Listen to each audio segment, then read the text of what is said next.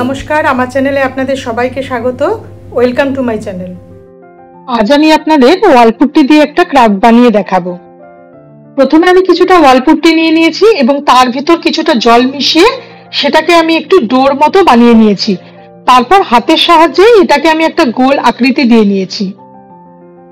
এবার আমি এর উপরে কিছু খুব সহজ ডিজাইন তৈরি করে নিচ্ছি। আমার কাছে কিছু টুলস ছিল, সেগুলোর সাহায্যে আমি মাঝখানে গোল গোল আকৃতি করে নিচ্ছি। এটা কিন্তু আপনারা ঘরে পেন্সিল বা পেনের সাহায্যেও করতে পারেন।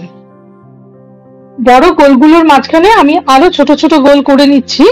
আপনারা কিন্তু আপনাদের পছন্দ মতো যে কোনো ধরনের ডিজাইনই করতে পারেন। এরপর একটা টুথপিকের সাহায্যে আমি গোলগুলোর পাশে একটু দাগ দাগ মতো দিয়ে নিচ্ছি। আসলে এখানে আমি একটা এক্সপেরিমেন্ট মতো করারও চেষ্টা করছি, কারণ আমি ওয়ালপুট্টি দিয়ে আগে কখনো কাজ করিনি। আর এই টেকনিকটা আমি নেটে একবার দেখেছিলাম, তো আমার দেখে বেশি একটু অন্যরকম মনে হয়েছিল। তো আমি ভাবলাম দেখা যাক এটার সাহায্যে কিভাবে করা যায়। ওখানে উনি অন্যরকম ডিজাইন দিয়েছিলেন, আমি আমার মতো কিছু ডিজাইন চুজ করে নিয়েছি। এবার টুথপিকের সাহায্যে ছোট গোলগুলোর পাশে আমি একটু ডট ডট মতো করে নিচ্ছি। জিনিসটা যেহেতু সাদা বা হোয়াইট কালারের, এই জন্য হয়তো ডিজাইনগুলো খুব একটা ভালো বোঝা যাচ্ছিল না। আমি ক্যামেরার সামনে এনে একটু ডিজাইনটা আপনাদের দেখানোর চেষ্টা করছি। এরপর বাকি অংশগুলোতেও আমি কখনো ডট ডট বা কখনো লম্বা লম্বা লাইন মতো করে কিছুটা ডিজাইন করে নিচ্ছি। ডিজাইনগুলো সম্পূর্ণ হয়ে গেলে জিনিসটাকে পুরো শুকিয়ে নেব।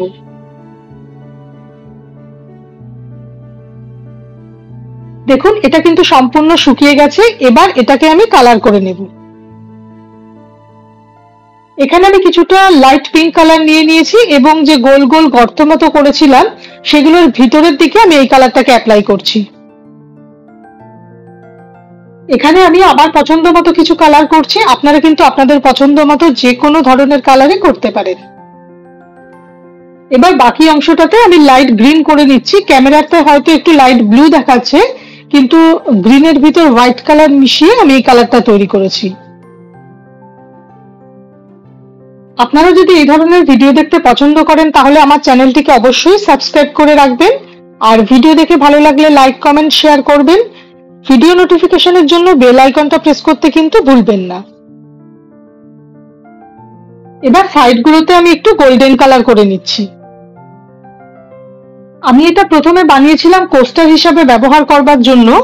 আপনারাও কিন্তু কোস্টার হিসাবে এটা ব্যবহার করতে পারেন। আর যদি কোনো ছোট শোপিস থাকে সেটাও কিন্তু এর উপরে রাখা যায়। আমি কখনো এটা কোস্টার হিসেবে ব্যবহার করি, কখনো বা ছোট প্লান্টও রাখি এর উপরে। এবার উপরটাতেও আমি একটু গোল্ডেন টাচ দিয়ে নিচ্ছি, তাতে জিনিসটা দেখতে আরেকটু সুন্দর লাগবে। কালার করা হয়ে গেলে এটাকে সম্পূর্ণ শুকিয়ে নিতে হবে। ব্যাস, তাহলেই খুব সুন্দর একটা হোম ডেকোর বা কোস্টার সেট তৈরি হয়ে গেল। আপনারা আমাকে জানাবেন আইডিয়াটা আপনাদের কেমন লেগেছে। আবার নতুন একটা ভিডিওতে আপনাদের সাথে দেখা হবে। নমস্কার, ভালো থাকবেন।